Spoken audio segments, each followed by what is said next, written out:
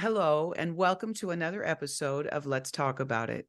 We're here to destigmatize childhood sexual crimes and investigate stories of incest. Many people don't want to talk about this. We do. Today, I have with me Latarsha Haughton. She's written a book called Breaking the Silence.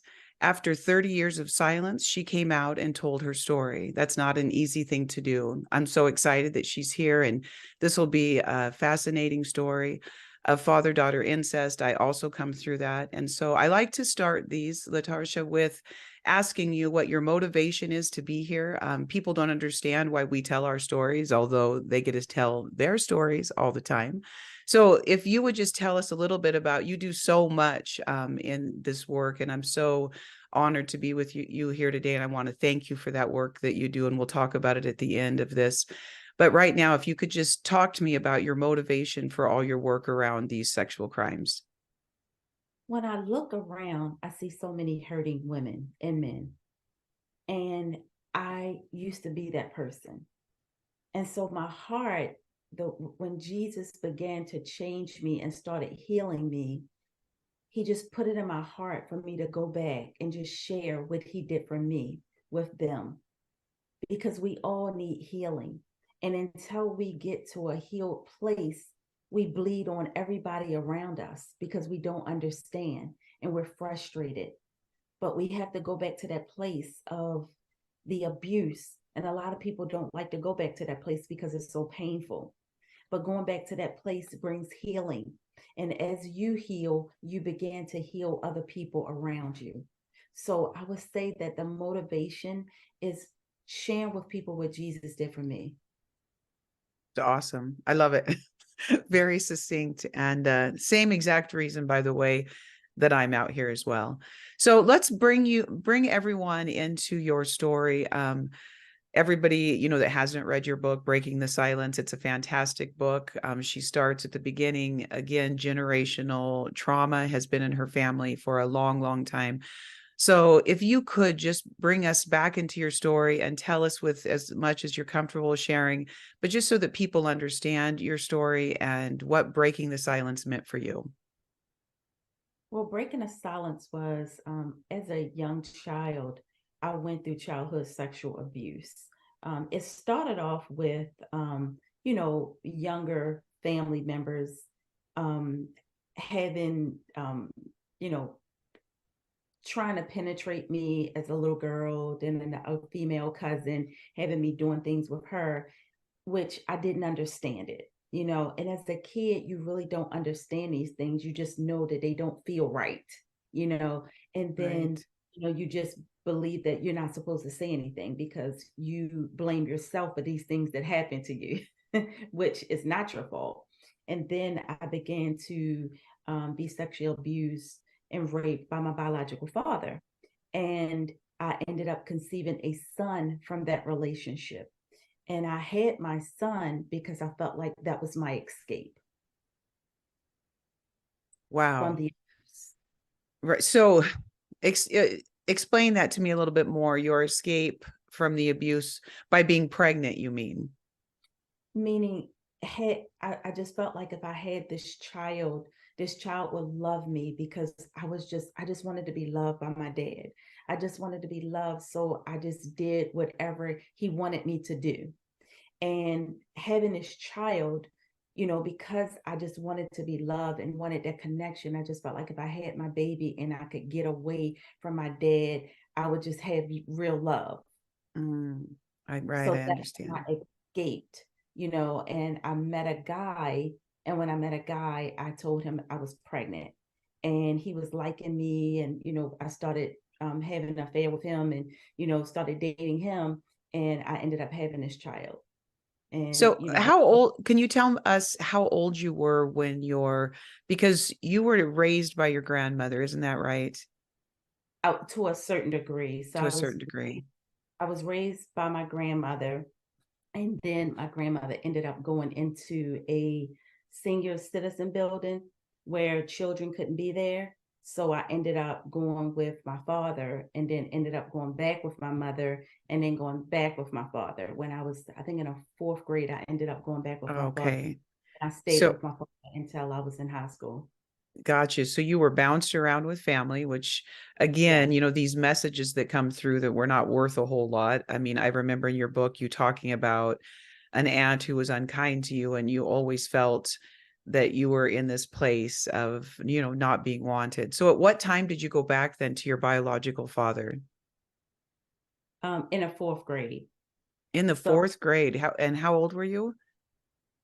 I think I was 10, 10. I think about 10 years old. Okay. Now, And did the sexual abuse start then? no, it started when I was about 14. It Okay. started at 14. And the only reason I'm going to ask this next question is I think it's so important for people who have come through this to understand the grooming process and what happens. I remember in your story, wasn't there drugs and kind of sex, drugs, rock and roll, around your father's home when you were 14? Can you talk just a little bit about that? Yes, my father did cocaine a lot, ever since I can remember. I remember being a little girl and he had gave me a Ziploc bag with some caps of cocaine in it and told me to put it. I had a little romper on it. He told me to put it on the side of my romper, like where my panties were. Put it at the tip. And I didn't know what that was at that time. But as I got older, I was like, oh my God, suppose I was just sitting there and I had just put it in my mouth or something. Like, you know what I'm saying? So I know it was Right. God with me all the time protecting me. But yes, I was around cocaine all the time because, I always seen him with the dollar bill with the cocaine and a little straw. He would cut the straw and stuff like that. So when I was a teenager, he told me to try it. And I looked at him and he said, I want you to try it. He said, I'm teaching you how to be a woman. And I remember him telling me to take a line. And when I took the line, I just remember my nose running and I kept having feel like I had sinuses or something going on. And it just made me like kind of hyper and but I Right. had never tried drugs before or anything like that. So and I just thank God for protecting me from getting hooked on cocaine. And because once I got away from my father and got away from that situation, I kind of didn't go back to that life because I would look at people and say, I don't want to be like that. Right. Don't Yeah. No, want. I completely understand that. So he brings you into this world with him. He tells you you're a woman, right? He's grooming you for the next exploitation, right? And of course, praise God that you didn't move into that, which Right. is, it's associated with such severe abuse that I'm thankful that those distinctions were clear. But it's been so interesting to me how to destigmatize these crimes, they all work the same. They always make you feel older than you are. They always bring you into these kind of dark secrets with them. So the first thing he does is expose you to this secret world of cocaine, but he hasn't sexually abused you yet. I assume soon after this, probably this grooming, he then moves you into the world where he's now going to take it further. Is that true?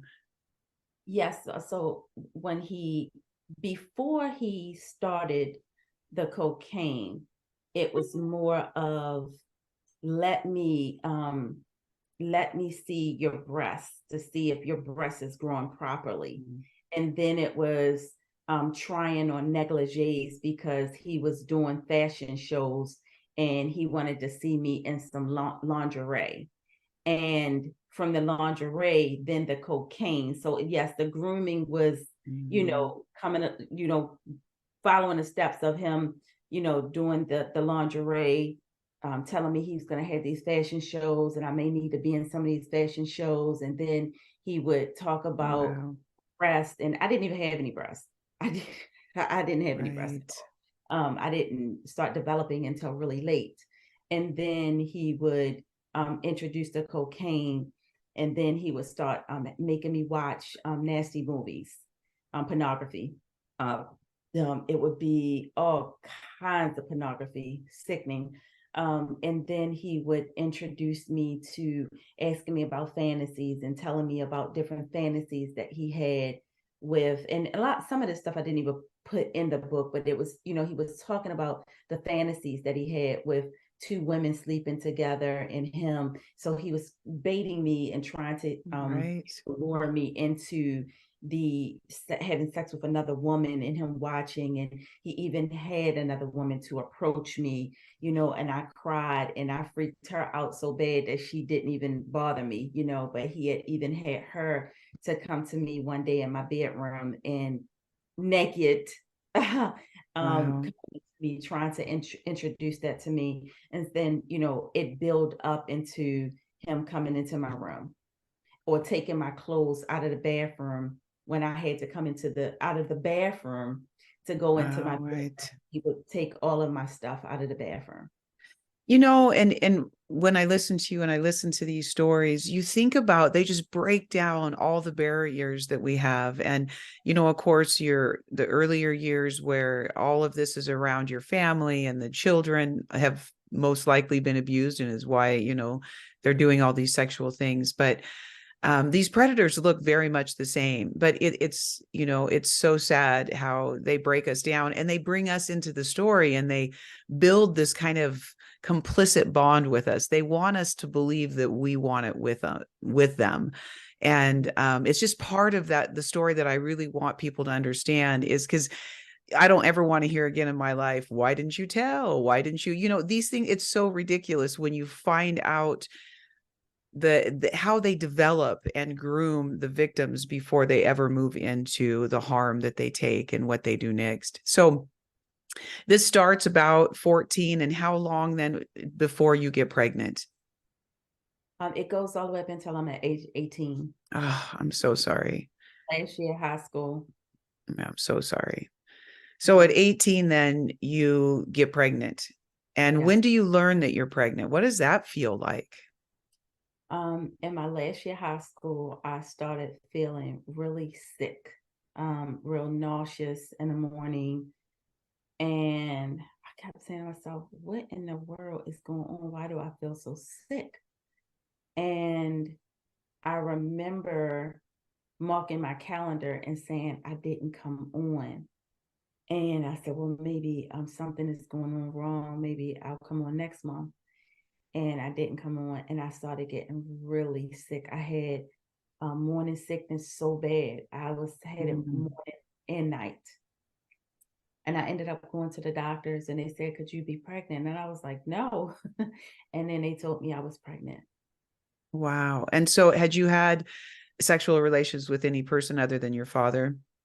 No, I not at thought the that's time. what you'd say. And so at that point, what do you decide to do? I I had this guy who was liking me, and at first I didn't really like him like that. I just liked him as a friend, but I found myself allowing myself to get attached to him. Mhm. And I started going out with him and started going over to his house. And then as we got into the relationship, I ended up staying at his house even more. And he was like, you're not going home, you're not going to school. And I said, I don't feel good. And he said, well, what's wrong? And I said, I don't know. And so I told him I was going to get a pregnancy test, and I got a pregnancy test and told him I was pregnant. But he knew this wasn't his baby because you No, guys, he didn't know because I wasn't right, showing or anything yet. And right. And yeah, go ahead. I was already a couple of months and I wasn't showing her anything. And I told him that I was pregnant by him. And in my experience, I didn't get pregnant. My father, moved to other means so that I wouldn't get pregnant, but I was still being raped before I left his house. And I didn't care who happened by Latarsha. The first guy that was nice to me, I was like, get me out of here, so I can relate to that whole, this guy's being Yeah. nice and I want to get out of here. So now you're 18 and you've become friends with him. You leave your father's house at this time then and Yes. decide to keep your baby. Yes. Yes. Wow. I mean, I just, I know your story. I've read your book and I don't know, it's still just heavy on my heart for those years that you went through. And now all of a sudden you have this child along with you. And I love that you said this is love. And ultimately it does become that. But this is a heavy burden. This is, a heavy crime that you're now carrying, and you don't talk about this for 30 years, do you? I do not talk about it at all. It was very Wow. hard. So I suppressed it so deep in my gut that I literally started believing that this man was his father. Like because I blocked out everything. And because I blocked out everything, it was almost like I didn't want to remember it. Right. I didn't want to remember it. I And did when I, I did the very same thing. I didn't have a child, but you know what? I didn't want to remember that, months before I got married to this other man, my father had raped me. I didn't want to remember that. And they call it today trauma amnesia. You know what? I call it a gift to God. I needed to go for a minute. I had to go. And you cannot, to me, it's an intolerance for more, right? What else are we going to do? We now have these circumstances that we have to live in. And I don't know, they call it all kinds of things today, but through experience, I just know my mind couldn't tolerate anymore. Does that make sense to you?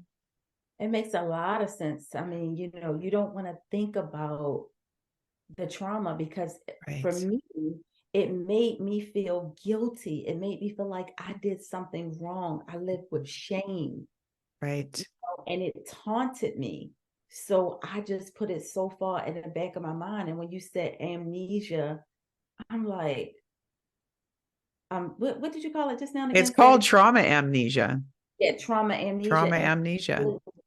I can relate to that because I Right. did not want to remember that, and who could you tell? Who could I tell? Who could you tell? That, If that if you that that is exactly what I thought when you were telling the story. Who are you going to tell? If you had somebody to tell before, you wouldn't ended up pregnant. We have nobody to tell.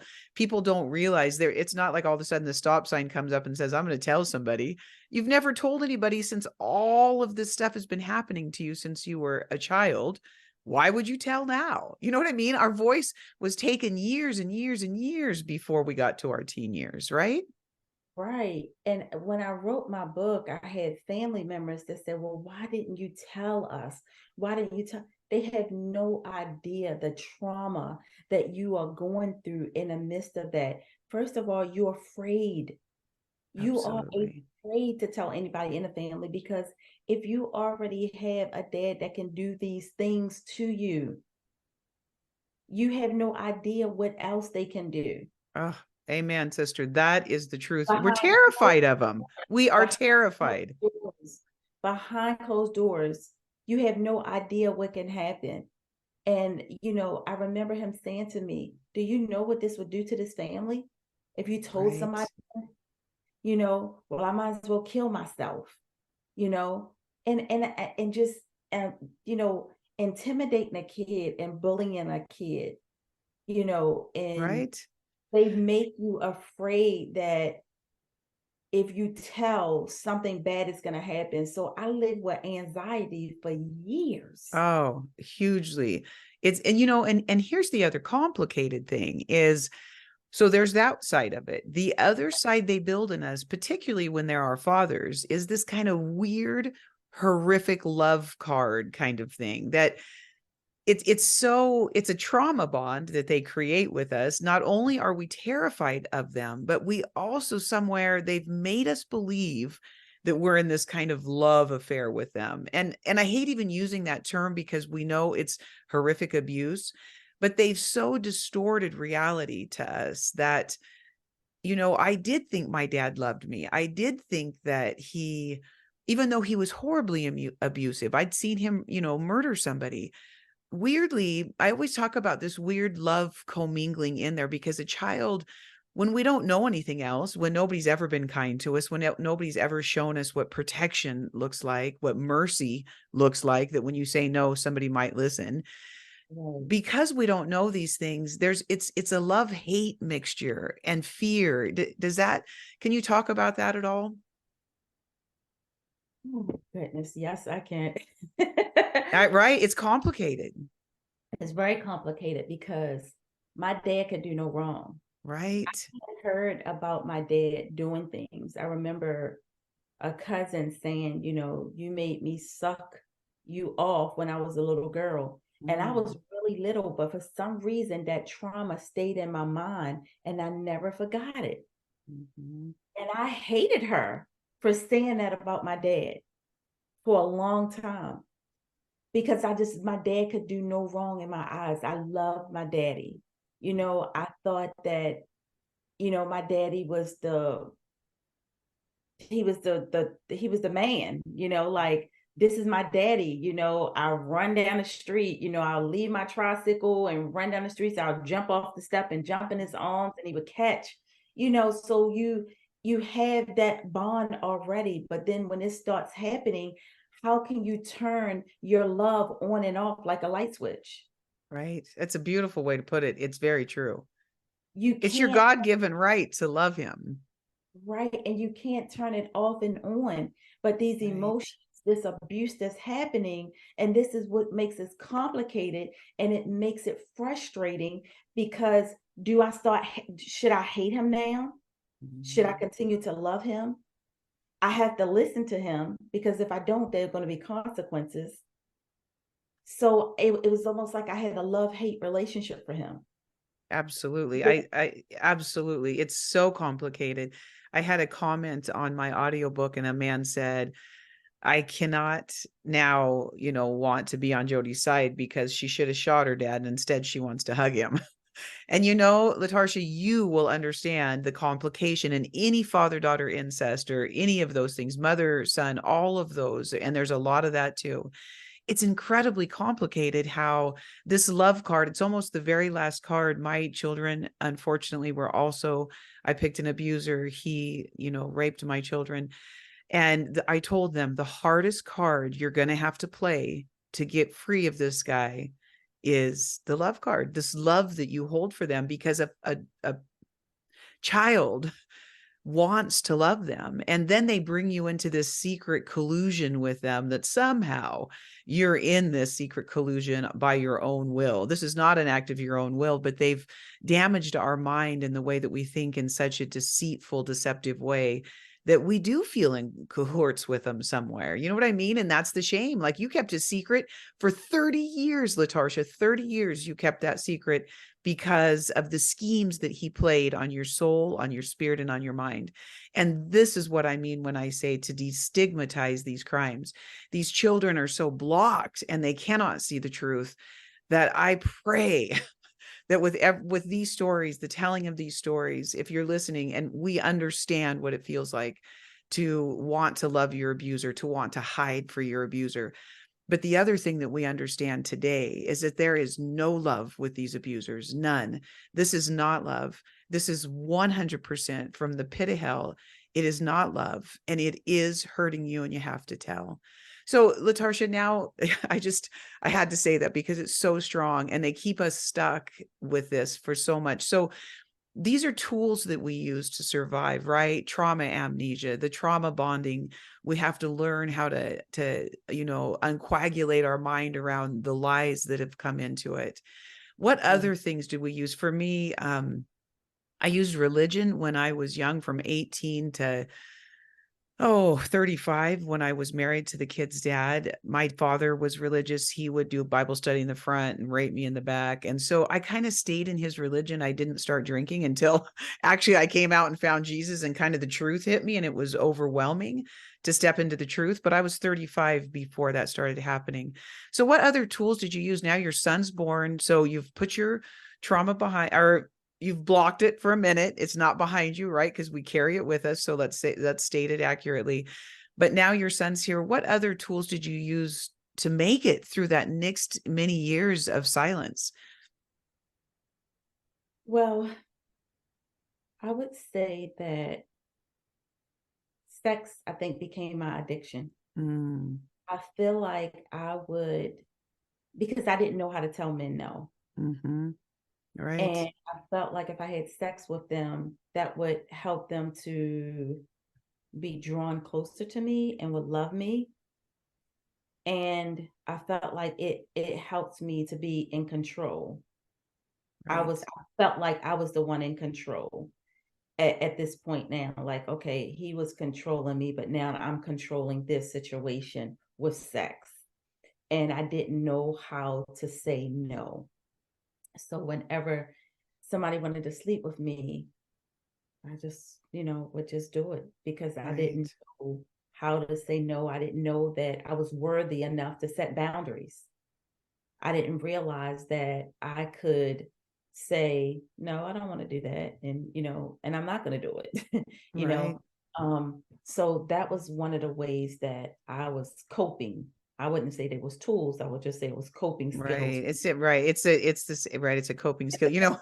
I used to do that as well. And I always called it was like a quick fix. If I was feeling shameful and like unwanted, I'd just go have sex with someone.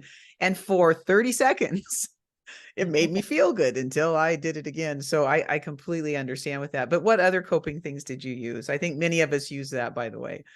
Yeah, shopping. Mm-hmm. I became very controlling because I felt like I needed to control what was going on around me. I Mm-hmm. also would, um, I started hanging out with friends a lot, because I didn't know how to deal with my son looking just like him. Oh, It was like a tormenting, uh, it was like a tormenting spirit, a spirit that just oh, wanted I to can torment me. imagine. And then he had a lot of behavior problems, which I did not realize that, huh, I didn't realize that I had no idea what I was getting into by having this child and not understanding how the chromosomes are broken down. Mm. With my son now is intellectually disabled, with neurofibromatosis and a lot of other disorders that came from the incest. Mhm. So now I'm dealing with a son who has a lot of behavior problems that I'm not understanding. I'm still a teenager at this time. I'm frustrated with life, Wow. not understanding how to deal with this, getting called up to the schools, having to go up to the schools. And it was just a lot. It was a lot. And so you're now focused on just taking care of him, but you're not focused on all of this could be a result of incest. Not focused, not even thinking about that at all, because Right. I had buried that, Right. because that was something that nobody could ever find out.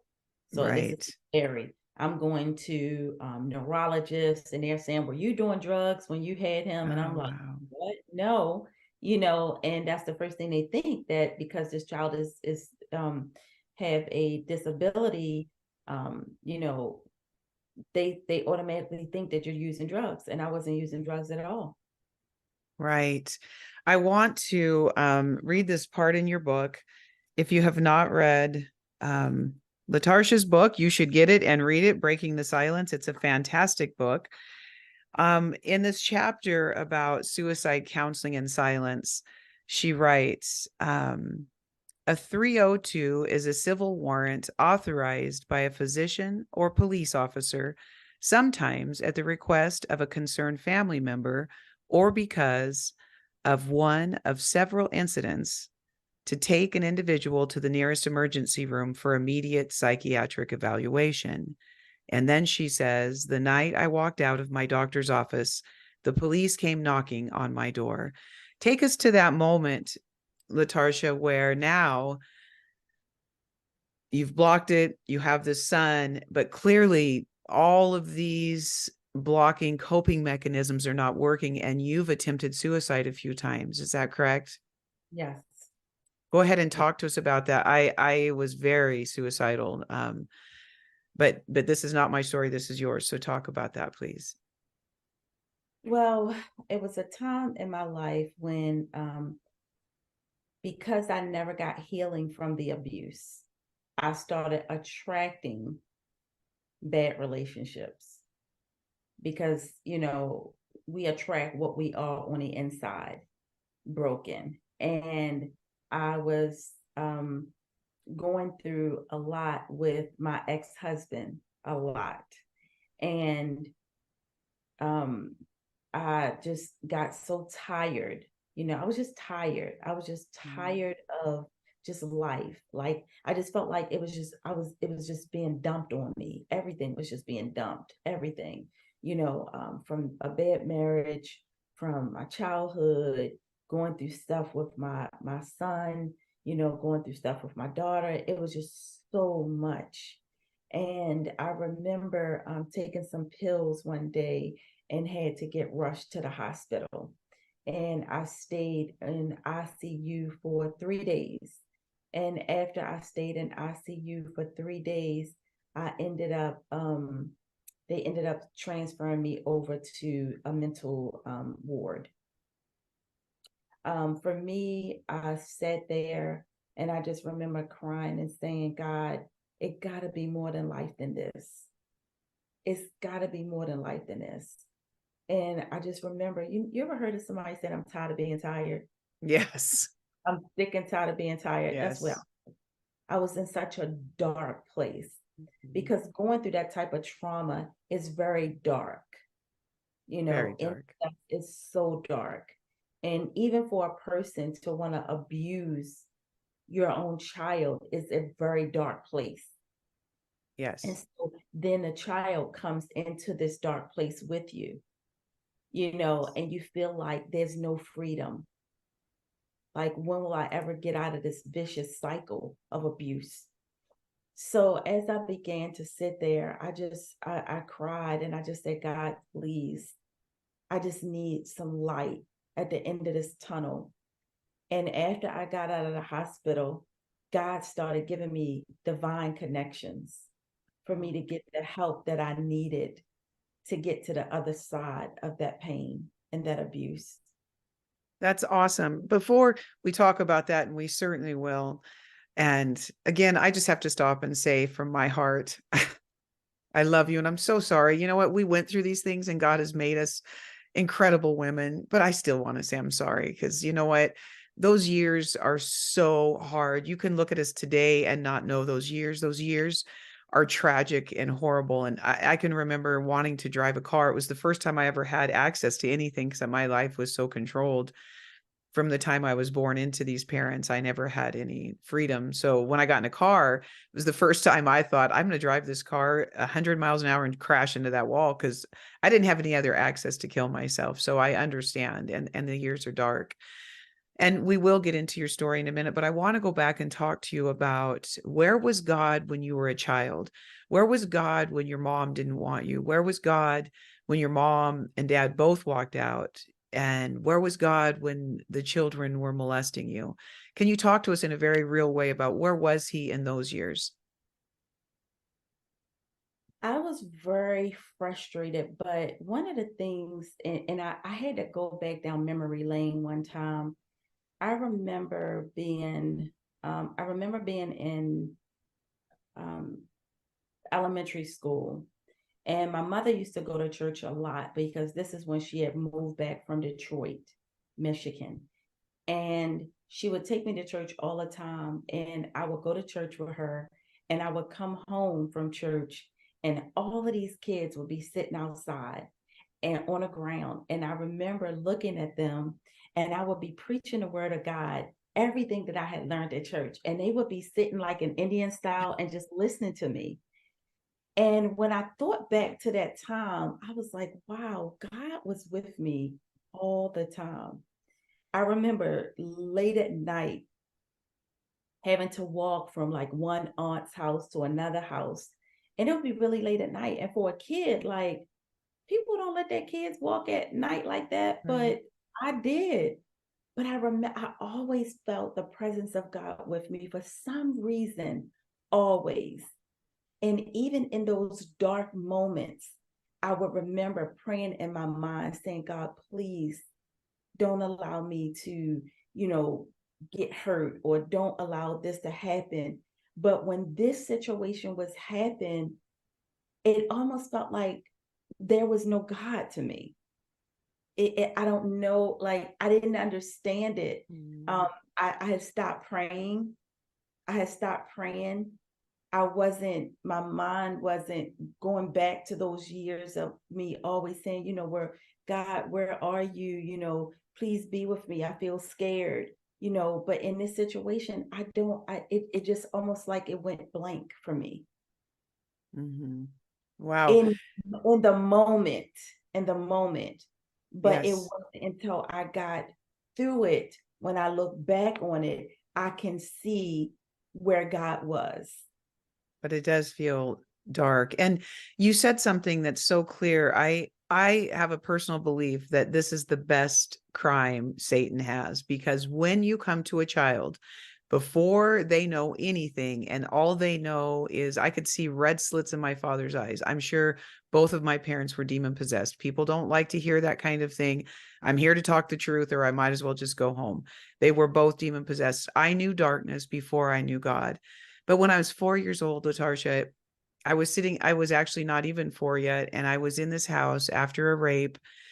And I remember sitting up against the wall and I felt Jesus come to me. I didn't see an apparition. I didn't hear anything audible. I just felt his presence. And I didn't know his name, actually. I didn't know his name until I was 8 years old. It's kind of quite a story. But my mother said, "We never took you to church. I don't know how you ever met Jesus." You know what? I met him, but I have to tell you, my father met religion. Religion actually needs God. God does not need religion.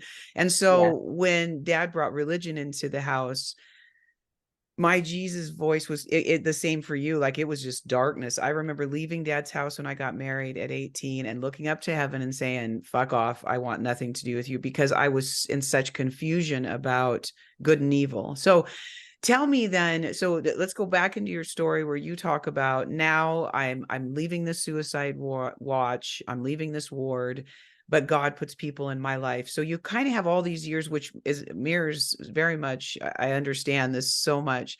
So God starts coming back into your life, because now, bring us back into your story there. So even after I got away from my father, the person that I was with at the time and told him that he was the father of my son, I talked to him about God a lot. And he even got baptized from, him and I going to church and stuff.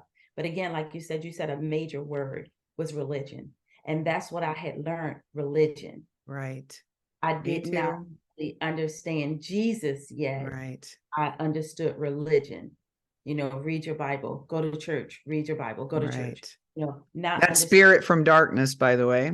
right, not understanding how to operate in the Holy Spirit. Right. So your question to me was, You came out of, when I came out of the yes. hospital, Yes. You yes, said God, God started putting people strategically into your life. And I brought you to another place. So I just wanted you to come back to that, because I thought it was a very good thing that you were going to share with us.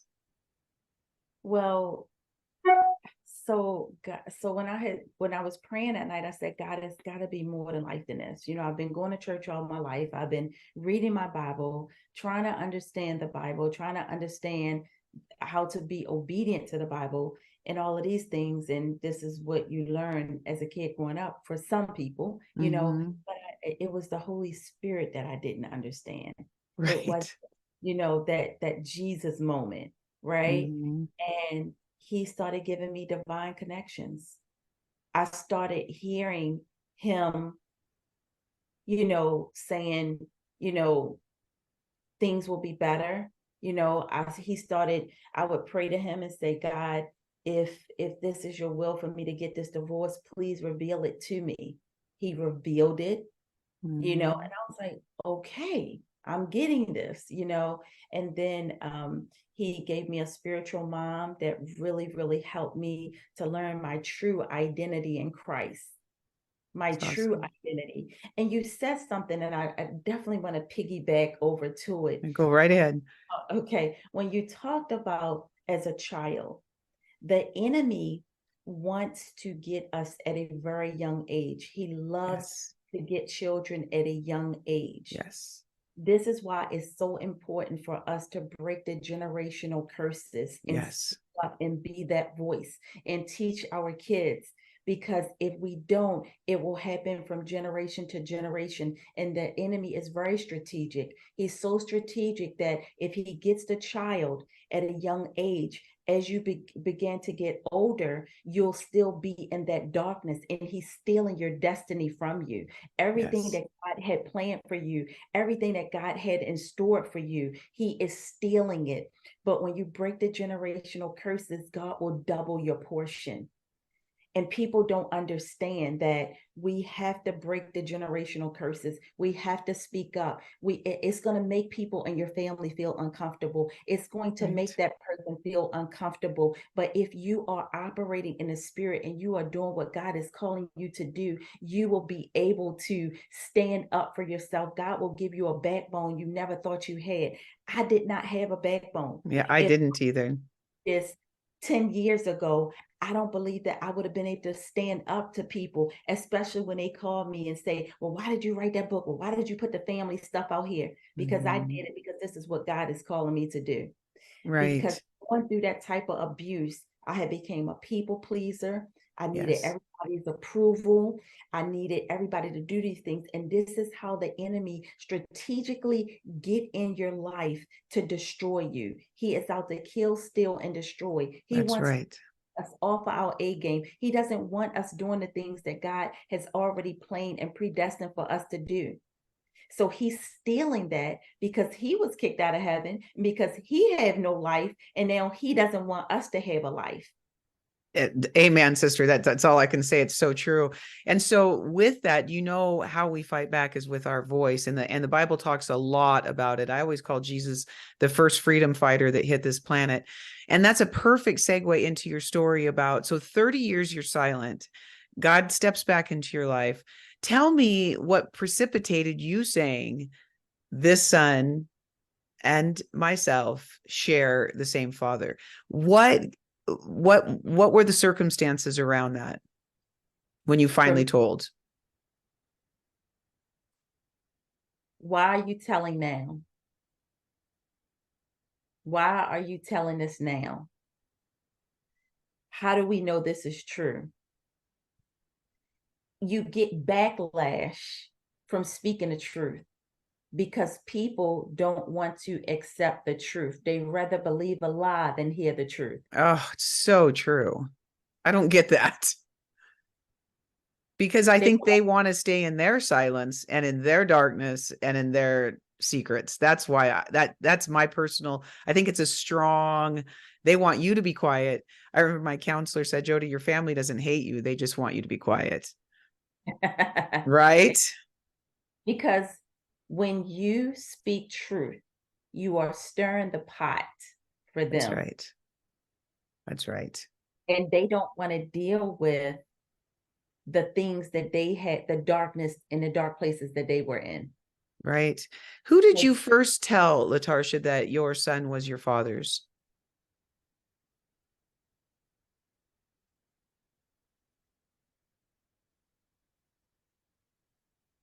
I believe I told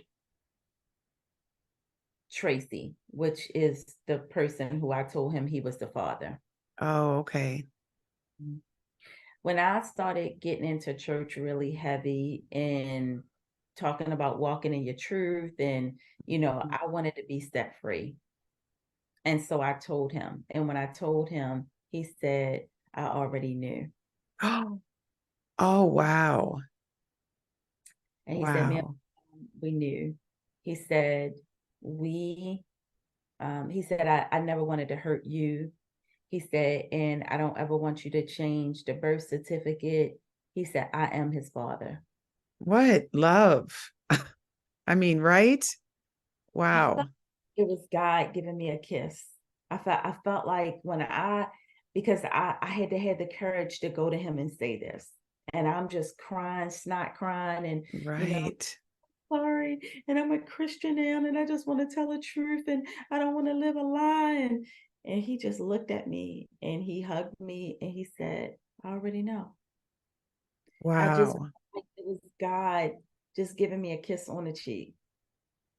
And he took you in, and it's beautiful. I mean, how beautiful of Tracy to unconditionally accept you and know and help you. And, I do believe in these stories, no matter how dark they are. God always gives us enough to survive, right? Until we can find our voice, find our strength, and take our power back from these horrifically evil, dark people. That's really beautiful. And then once you tell once, it's easier to tell again and again, isn't it? Yes. Yeah, Yes. It just brings healing to you when you're able to it talk about does. it. I can talk about it without crying. There was a time in my life I could not talk about this without crying. You know, Right. the more you talk about it, the more strength you get because you are now taking your power back. Right. It's so true. And through that, unfortunately, we have to be honest if we're going to tell the whole story. The truth is, when you tell, a lot of times your family will not stand with you. I have lost my family, although I can tell you I call it the family I came through because I have a family of God. Latarsha is my sister, and I mean that Yeah, with all my heart. And so I have family. But the other thing that's important to remember is if you bring this family with you, you may likely be harming your own children because these people, when they don't talk about it and don't get healed, can perpetuate this sin, can sexually abuse children. I'm not saying that all people are, but you have to be careful about bringing people with you that don't step into healing, right, Latarsha? absolutely. Absolutely. Yeah. So we have to, I mean, to me, I don't feel like I've lost what I've gained. I've gained far more. And the peace that I have, and I don't drink to where I get drunk and fall down. I can still enjoy wine with dinner, but I've found a freedom through telling that I would have never found. I would have destroyed myself and I would have lost my children. And so the gains by us doing this, I'm telling you, for anybody that's listening, you gain so much more. The loss is tremendous. You've heard us talk about a lot of the loss, you know, I love this one book I read called The Power of Confession, and it talked about the congruence between the two hemispheres of our brain that begin to speak to one another when we tell a secret that we've never told. So the truth is, this actually takes part of even just our mental capacity to deny and withhold. And the more you tell, you actually even get your brain back, which is to me a fascinating thing because the cost of everything spiritually, physically, a lot of us are ill and we carry diseases and sicknesses with us because our pain is housed in our body. Did you see any of that? I there were so many releases that I saw when I began to talk, and then when you talk, more stories come forward. You know what I mean? And so I stay Yes, with those stories because I find more freedom in that. Does that resonate with you? it does. Yes. Yes, it Yeah, does. it's a lot. Well, it's remarkable uh that we are who we are, Latarsha, coming through what we came through and that severe childhood trauma that lasts for years and years. I also love people to hear our voices, to look in our eyes and feel the strength that is in our spirits because the truth is, when you've come through trauma and you're on the other side, you can run circles around people who don't know who they are and are timid and afraid and don't speak the truth. There was this other beautiful part that I actually want to talk about now because I haven't talked about this on any of this series of talks. But one of the things that you talk about in your book that I do want to talk to you about is you have a chapter on forgiveness. Forgiveness is a very difficult subject. A lot of people believe that forgiveness is forgetting. Forgiveness is not forgetting.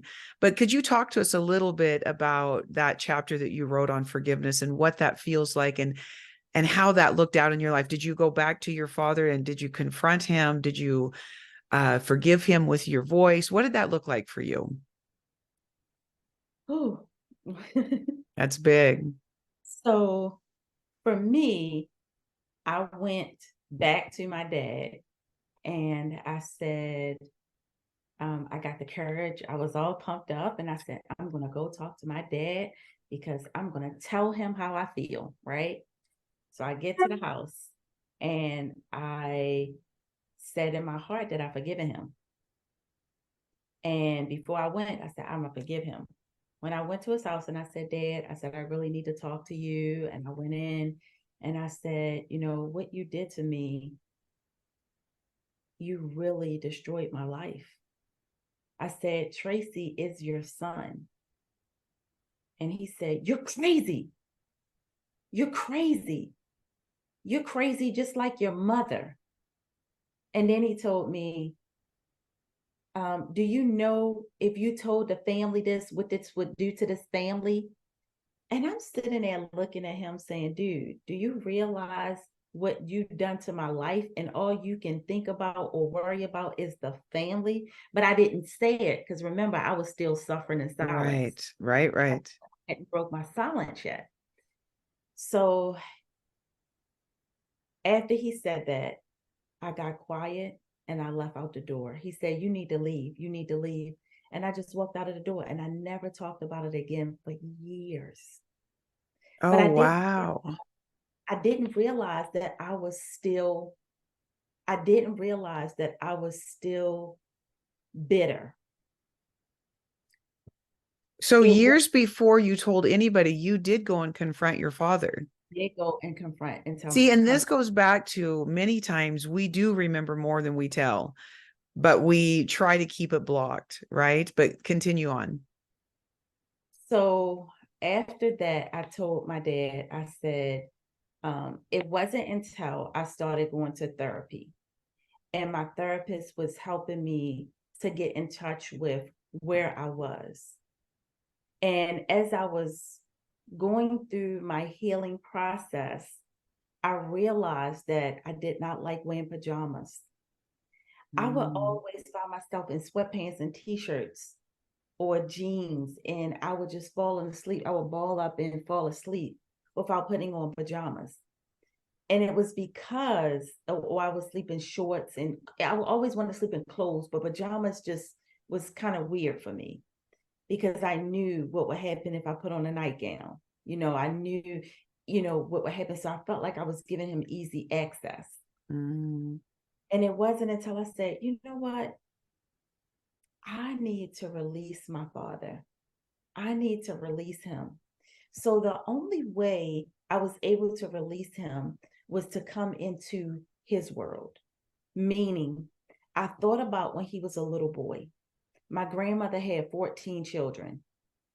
Having 14 children, it's already hard trying to love 3 or 4 children. So, can you imagine having 14 children in a house?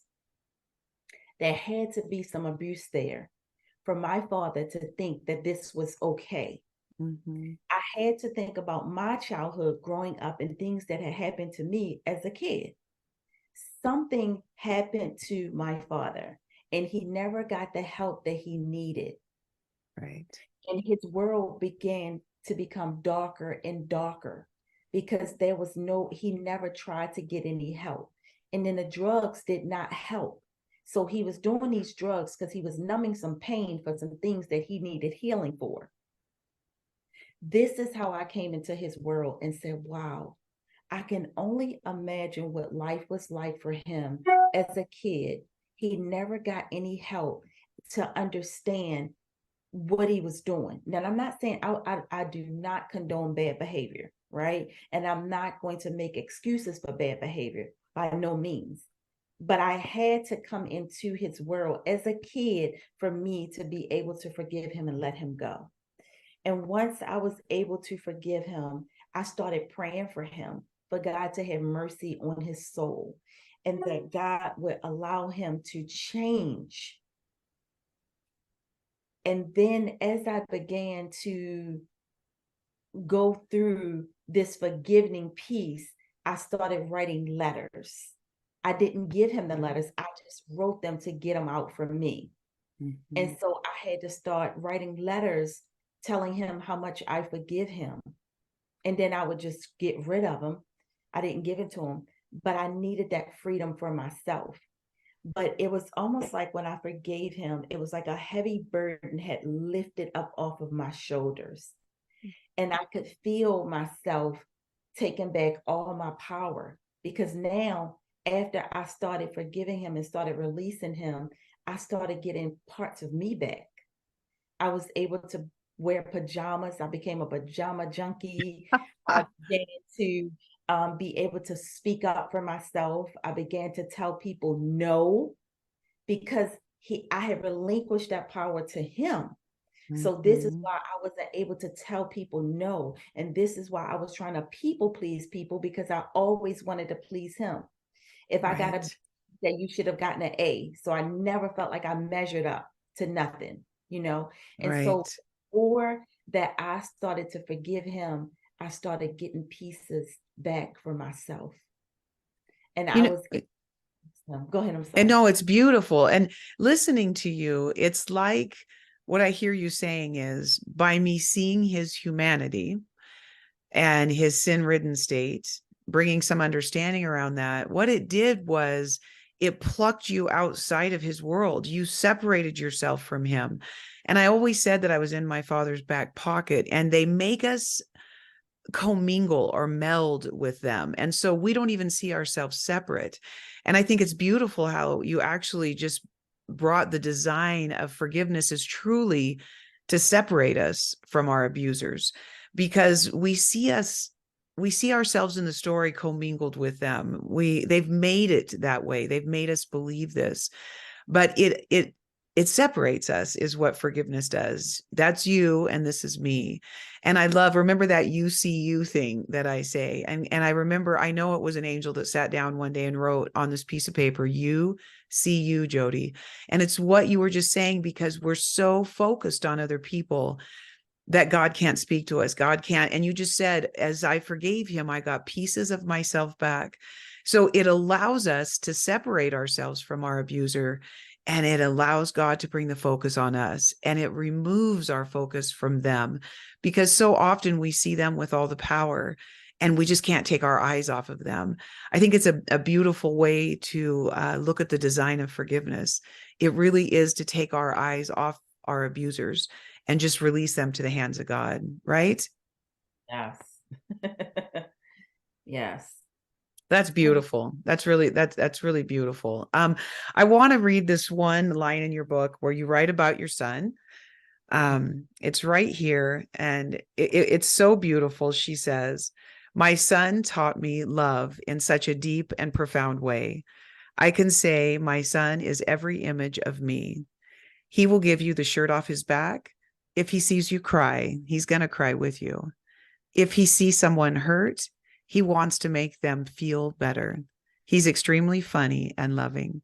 So, with our time now that we have left, Latarsha, thank you so much for this. I see us doing much more in the coming days and years. I really believe that God has brought us together in this beautiful sister love. But talk about your son, where you guys are today. I just like to open up this time because we could go on and on for hours. I could just talk to you forever, but I want to give it back to you and just honor your son.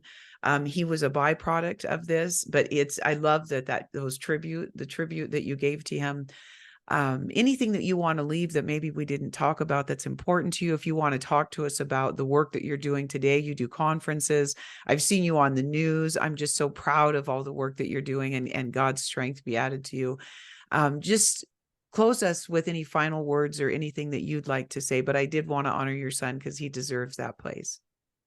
thank you. It was really hard. But he is once I was able to forgive my father and heal, I was able to see my son as my son. And he's in a group home now. He has a TikTok, and I'm putting this out there because he loves to get center of attention. I He love that. We will drop that in the information on the YouTube channel, by the way. his TikTok, he has like 140,000 Oh, followers. I love it. And his TikTok, his name is Everybody Loves Tracy. All right. And Awesome. we do these TikToks. So if you need a laugh, go and look at his TikTok, Jody. Sometimes he has a really hard time. We put him in a group home because he got so aggressive at home, and Yeah. like 24-hour care. But he has weeks that he does really, really well. And his followers would be like, what's going on with Tracy? And I didn't post anything. And I said I'm gonna go live so that because they love him. And I want them to be able to be in his world and understand like he has some really hard times sometimes. And Mhm. it's just sometimes it's so hard to see him have to go through the things that he go through because he's a product of this, right? Right, And I just feel right. like he's not deserving of this. But I do know I know that God is moving because he's in a home now that he really loves. He loves being there. They do so many fun things, and he's around people that is like him. And so he comes home, comes home and spend the days with us. Once he get a level, he'll be able to stay overnight. They have a level system. But other than that, It's he awesome. a really good relationship. He adores me. He You're his mama. You're his mama. loves his mom, and the love that that boy gives me, it just melts my heart every time. And he's such a beautiful person. He has such a beautiful spirit, and I thank God for him. Love And that. I wouldn't change anything about it. I just love my son, and I love what he can bring to the world, and it's to put a smile on people's faces.